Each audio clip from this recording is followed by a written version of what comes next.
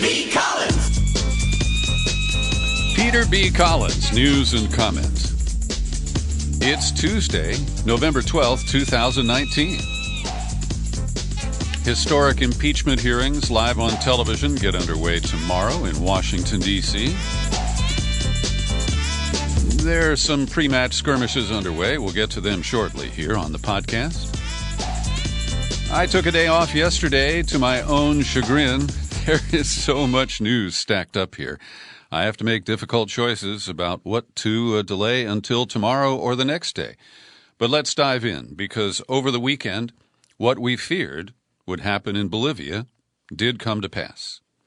A coup has deposed the socialist leader, Evo Morales. Now, he's been there for 14 years. He's made dramatic gains for the impoverished population of Bolivia. But that has built up a lot of anger among the oligarchs, and they have let it out in quite a fashion over the last week to 10 days. The best coverage I've found is at the Gray Zone Project under the bylines of Max Blumenthal and Ben Norton, and they identify the true leader of this coup, Luis Fernando Camacho. Now, his front man is the candidate who ran for election this past fall. But Camacho is the guy who is really driving this bus. And he stormed into the abandoned presidential palace in the aftermath of President Evo Morales' sudden resignation on Sunday, November 10th. With a Bible in one hand and a national flag in the other, Camacho bowed his head in prayer, fulfilling his vow to purge his country's native heritage from the government and return God to the burned palace. So, vowing to essentially banish the spirits of the natives of Bolivia who were championed by Evo Morales, he said, Pachamama will never return to the palace, referring to the Andean Mother Earth spirit. Bolivia, he said, belongs to Christ. So not only is this a coup, because the military put the final pressure on Morales to resign or else, but it is a Christian right-wing fascist coup. And Blumenthal and Norton detail the reasons why that language applies. Now, Camacho has publicly thanked the government of Brazil, run by right-wing strongman Jair Bolsonaro. He also thanked Colombia. And I'm not quite sure he thanked Venezuela, but that, of course, is the rump government of Juan Guaido, whose coup has not quite gelled, despite the massive backing of the United States and other countries around the world. So the candidate who's the front man is a kind of moderate pro-business candidate named Carlos Mesa. But the real power is Camacho. And he had it in for Morales because some of the wealth distribution plans pinched his family and the businesses that they own. Then there's the OAS, the Organization of American States, a pro-U.S. organization founded by Washington back in the Cold War. And not only did they dictate the election rules that were then turned sideways to claim fraud and inappropriate vote counting, it was the Organization of American States that rubber-stamped the Bolivian coup, calling for new elections, claiming that the irregularities in the vote on October 20th invalidated that election. Now, first and foremost, when the United States lectures other countries on election rigging, we've got to step back and just embrace a little humility here. And secondly, when we know that the U.S. has it in for the socialists of South America, it is not hard at all to imagine the long arm of Uncle Sam intervening without gunboats, with just good old coup and regime change diplomacy in Latin America. So I encourage you to read the Gray Zone report. I think they've done a great job. I can't relay every detail to you here in my podcast, but I do encourage you to get the full perspective that they offer. You're not going to find it in the corporate media. We'll get to their reporting here in a moment. We'll also get to substantial information that claims that that advances the claims that the election was legitimate. But first, over at Mint Press News, Alan McLeod has a good piece about this coup in Venezuela. They cite Noam Chomsky and Vijay Prashad, who on Saturday warned that a coup is brewing against the elected government in Bolivia, and noted that violent right-wing gangs were rounding up political allies of Morales. One, the mayor of a town, I think it's, the town of Vinto, the mayor, Patricia Arce, was forced to walk barefoot for several kilometers while listening to sexist and racist comments. Another elected official was tied to a post, and they ransacked Morales' house, burned it down. And so this has become a very violent coup. And despite the street violence, which by all accounts is provoked by right-wing and wealthy individuals, at least relative to the wealth of Bolivia, well, this is a coup, and the military embraced it. They're the ones who basically made the final push to kick Morales out.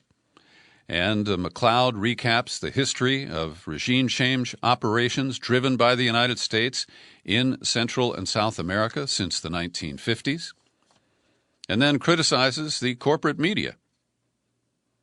Quote, the media presented the military overthrow of a democratically elected leader as the welcome demise of a full-blown dictatorship and the restoration of democracy, rather than the opposite, highlighting their remarkable skill with language.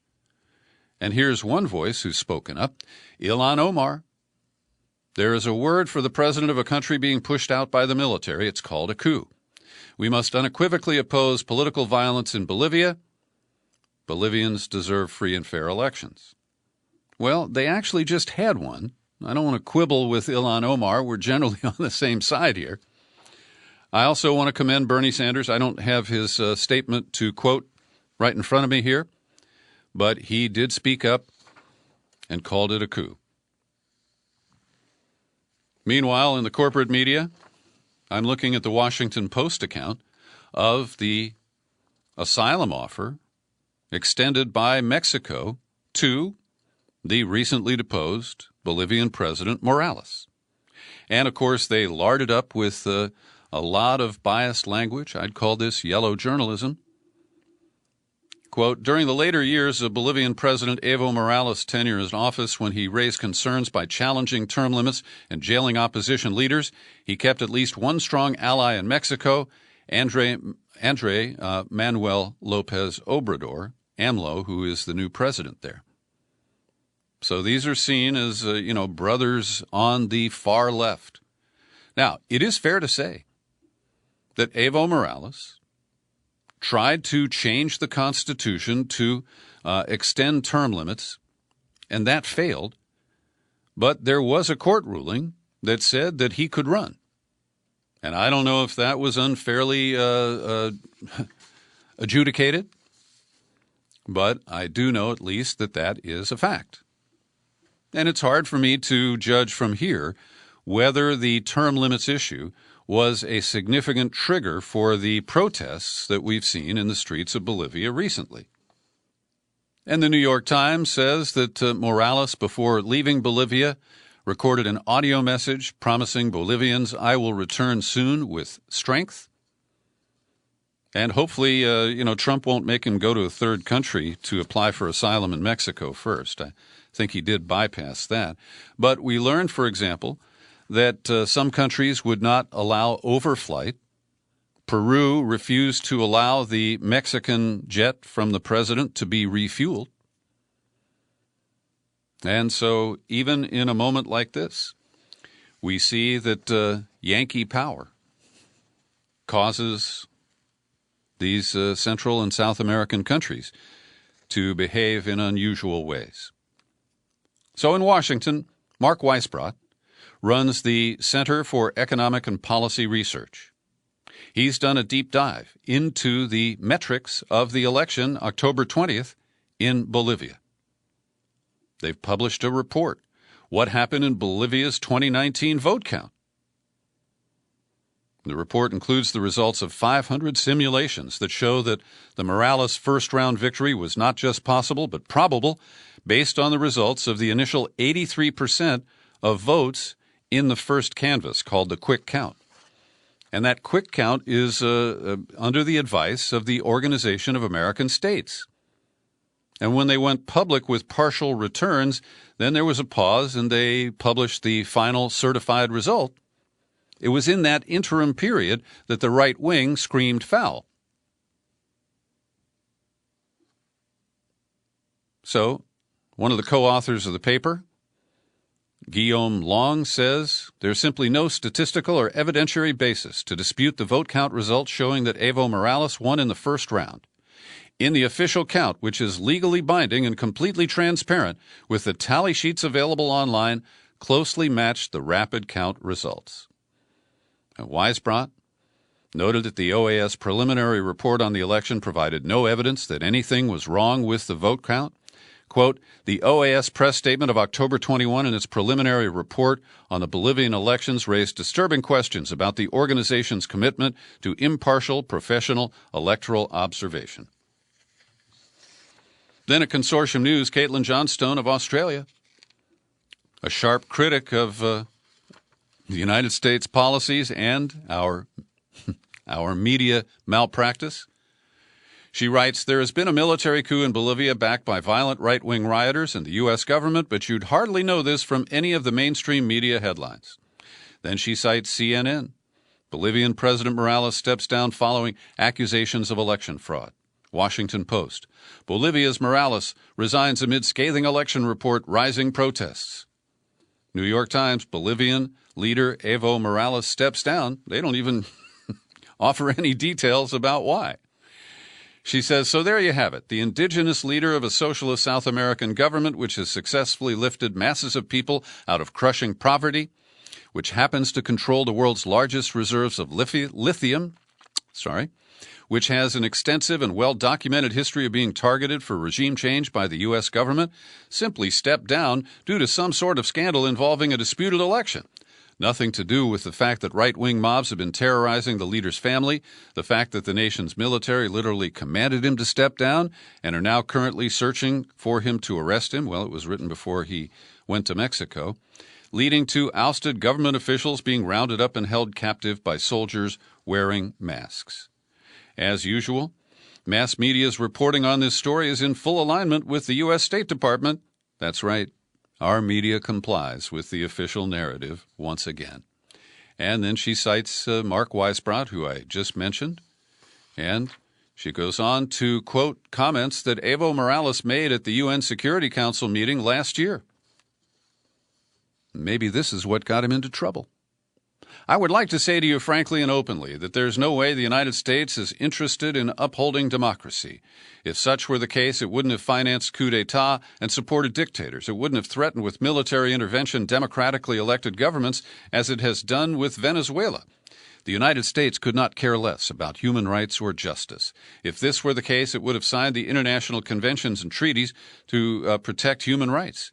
It would not have threatened the investigation mechanism of the International Criminal Court or promoted the use of torture, nor would it have walked away from the Human Rights Council or separated migrant children from their families, nor put them in cages. Yeah, he was a little too honest. And we extract a price for that, don't we? Meanwhile, there's a think piece at the New York Times that kind of breezily discusses whether this is a coup or a popular uprising. And it notes that, during the Cold War, the language was pretty easy. If if it resulted in a right-wing dictatorship, it was a coup, and if it resulted in a better government for the rest of the people, then that was called a popular uprising. Anyway, it goes through, a lot of history and ultimately just leaves you with the impression that while they have earnestly discussed whether it was a coup or a revolution, that, doesn't really matter. That's what they're trying to say. And the recently freed, on Friday, former president of Brazil, Lula da Silva, issued a statement of solidarity with his colleague, Evo Morales. There is other news today. Israel has assassinated 2 members of the Islamic Jihad militant group from the Gaza Strip. One was a commander in Gaza, Baha Abu al-Ata, and the other was an attack in Syria, where, a son of the leader Akram al-Ajuri was killed, but al-Ajuri himself survived, and he is said to be the direct superior of Abu al-Ata, the man who was killed in Gaza. This has led to an immediate response from Gaza, as by midday, over 100 rockets had been launched in the direction of Israel. And we know this is a desperate move by people who have very little power and no real military power. Yes, by midday, 190 rockets had been fired toward Israel. Israel initially held back, and then as the launches continued, they attacked more Islamic Jihad targets in the afternoon. And here's something that is really noteworthy. I deplore this action by Israel. But what we are seeing here is that Benny Gantz, he's the guy who challenged Benjamin Netanyahu. His blue and white party currently has the green light to form a government if they can. But because Netanyahu launched this attack, there may be more pressure on Benny Gantz, who, by the way, approved it, showing that there's very little difference between Gantz and Netanyahu, just that Netanyahu is he's been irritating for a longer period of time than Benny Gantz, I guess. Anyway, this could lead to a unity government. This could lead to some compromise by Benny Gantz, who has been unwilling to compromise and accept Netanyahu into a government. And we could see an extension of Netanyahu's role as prime minister, perhaps long enough to beat the corruption charges that are being pressed against him. We shall see, but it's not at all an encouraging set of developments. Every day I pause for a moment to thank the people who support my work here at the Peter B. Collins Podcast with your subscriptions. People like Brian Mazzy, Stuart Russell, Andrew Rush, and Peter Sarkeesian just renewed his annual subscription. Thank you, Peter. I invite you to join them. You can take out a subscription for as little as $5 a month. The $50 annual earns you the offer of bonus books, and I've got Trump on the Couch, one more copy, and 2100, a dystopian utopia. It's about climate change. All you have to do is visit peterbcollins.com, click on menu, click on Become a Subscriber. You land on the sign-up page, and you can take it from there. And should you prefer not to use PayPal, I understand that, you can address your correspondence to me via the U.S. mail at my P.O. Box 150-660, San Rafael, California, 94915. Yesterday at the New York Times website, there's a powerful video in honor of Veterans Day. And I applaud the Times for willing to allow veterans to speak about more than just love for fellow soldiers and honoring the tradition of the military. Because they allowed 5 people, veterans of Iraq and Afghanistan, to speak out and describe the continuing deployment of American troops in Afghanistan as an unwinnable conflict. And it will always be that way. And these courageous voices include two people you've heard on this podcast, Danny Sherson and Lyle Rubin. They've both written very articulately about our failures and about how soldiers have been manipulated and regret having served, and also have a very high suicide rate. There is a link to the video. It's in the show file for today's podcast at peterbcollins.com.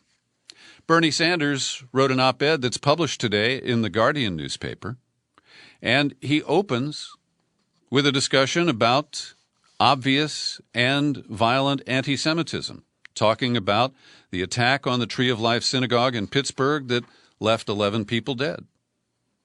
And he says Trump's own words helped to inspire the worst acts of anti-Semitic violence in American history. Then he says that anti-Semitism is not abstract to him. He talks about his father emigrating from Poland in 1921. He cites that anti-Semitism is rising. And then I applaud the pivot he makes. Opposing anti-Semitism is a core value of progressivism.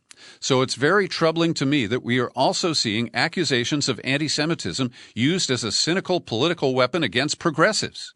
Right on, Bernie. He continues, one of the most dangerous things Trump has done is divide Americans by using false allegations of anti-Semitism, mostly regarding the U.S.-Israel relationship. We should be very clear that it is not anti-Semitic to criticize the policies of the Israeli government. I welcome this statement from Bernie Sanders. And over the weekend, just trolling around on Facebook, I was defending Jeremy Corbyn, the leader of the Labour Party running for Prime Minister in England, because he has been smeared as anti-Semitic. And a local elected official from Oakland just posted flatly that Corbyn is anti-Semitic, and I challenged him, what's your evidence? No response so far. But that casual use of anti-Semitism to describe people that most Americans barely know, it's really dangerous. And I, again, am so pleased to see Bernie Sanders call it out. Now, I've been criticizing the New York Times and other mainstream media outlets for the blackout of the Sanders campaign. And I want to credit the New York Times because they published a lengthy piece called Sanders, or T.O. Bernie, Cultivates Latino Democrats. The opening passages of the article note that Sanders has collected more money from Latino voters than any other candidate in the Democratic field. He leads among Latino voters in a set of new surveys conducted by the Times, receiving 28% of the Democratic primary vote in 6 swing states, and no other ethnic voting bloc is as important as Latinos, according to campaign advisors. Now, this is a very positive piece about Bernie Sanders. There are a few balancing criticisms, but nothing really virulent. My only problem is they published it buried on page A11 in the lowest readership edition of the week on Saturday. I want to recommend an op-ed. It's an actual editorial, from the editors at The Nation magazine. They have issued a rare anti-endorsement. Can you guess who they're talking about? It's Joe Biden. They say, like Hillary Clinton in 2016, Biden offers the promise of picking up where the Obama administration left off. A restoration of business as usual for the K Street lobbyists and Wall Street speculators, whose prosperity the 2008 financial crisis did little to disturb. The candidate who insists Medicare for all is too expensive for Americans is also the candidate who, like Clinton, endorsed NAFTA, China's admission to the World Trade Organization, and the Trans-Pacific Partnership, all of which have savaged U.S. manufacturing and workers. Biden's long record of poor judgment on everything from the 1994 crime bill that fueled mass incarceration to his botched handling of Anita Hill's testimony against Clarence Thomas, to his defense of Bill Clinton's brutal welfare cuts, to his support for the Iraq War, to his role as a cheerleader for Wall Street deregulation, renders him an even weaker opponent for a president whose re-election poses a clear and present danger to America's survival as a constitutional republic. On issue after issue, Biden's candidacy offers Trump a unique opportunity to muddy what should be a devastatingly clear choice. The nation therefore calls on Biden to put service to country above personal ambition and withdraw from the race.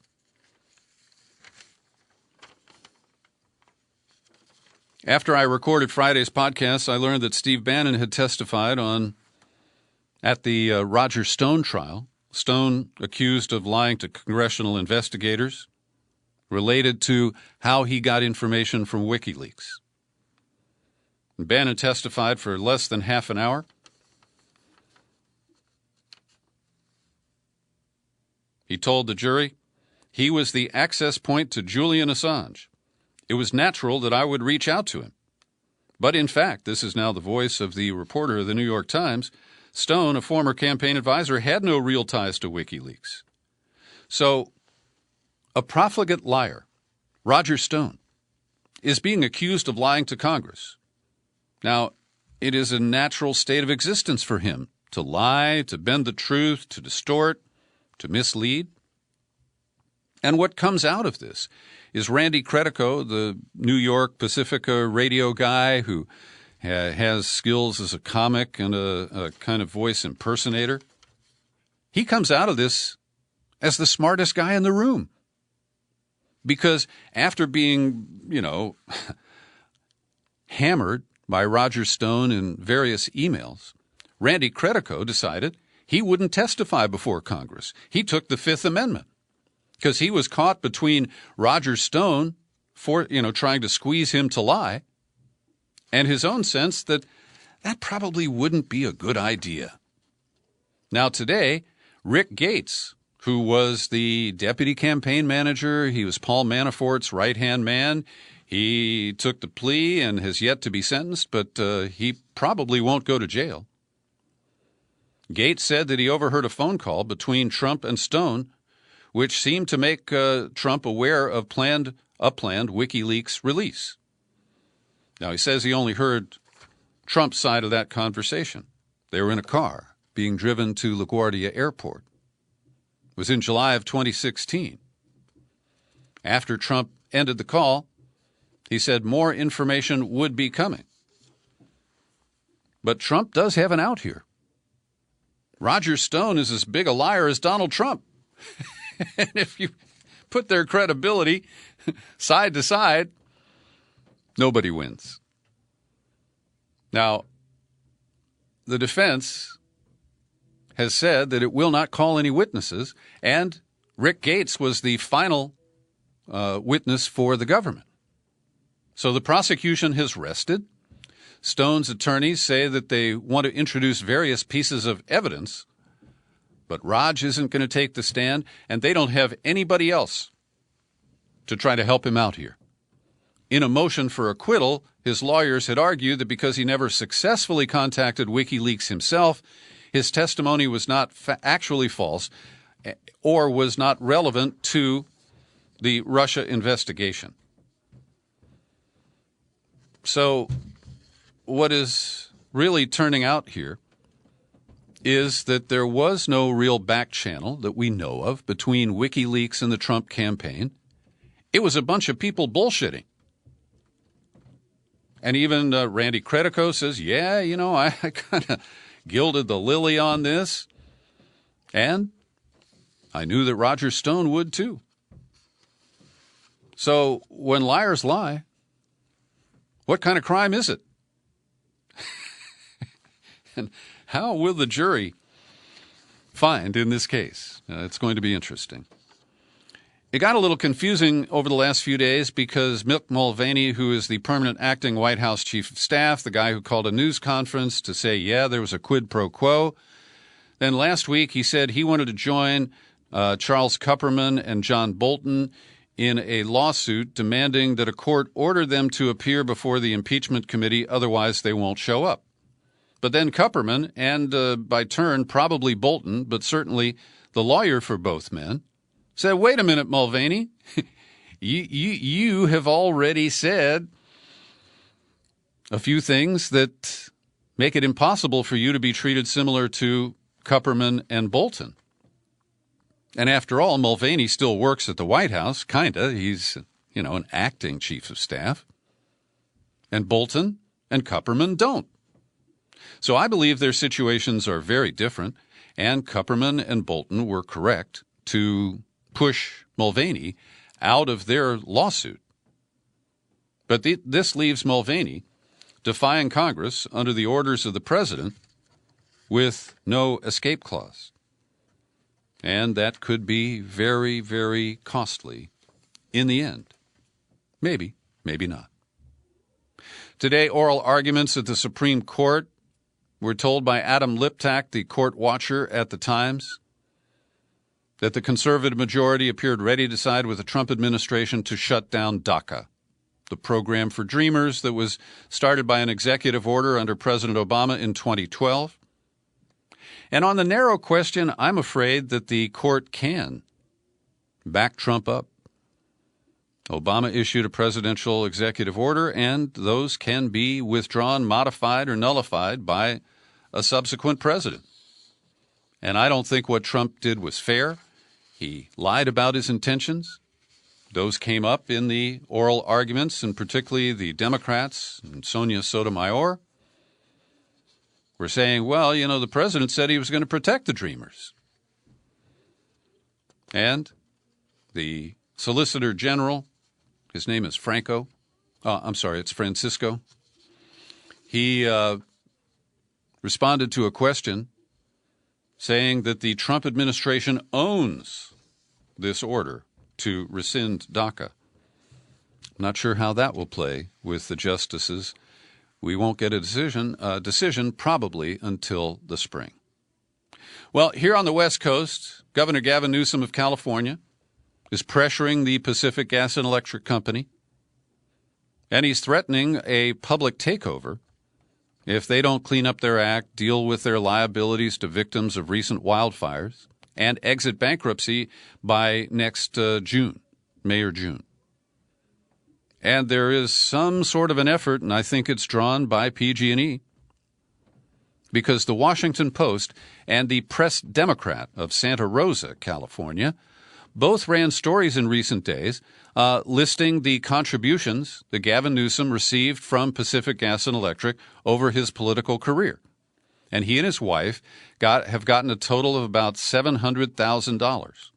Almost half of that went to his wife's nonprofit and came from PG&E's foundation. So I consider this to be a smear, because I don't think Newsom is looking at the past support PG&E gave him in the current context.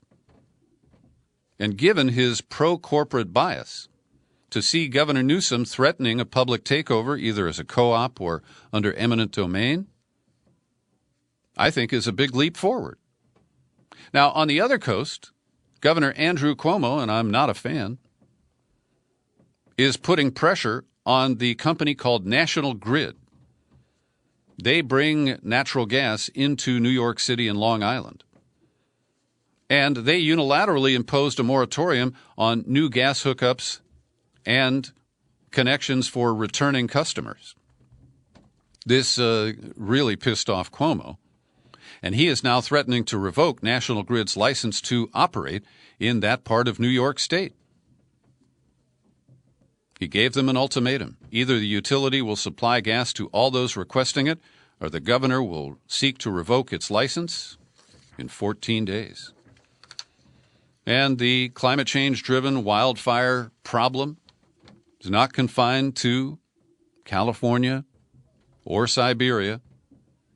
In Australia, in New South Wales, the largest, most populous state in Australia, wildfires have been raging.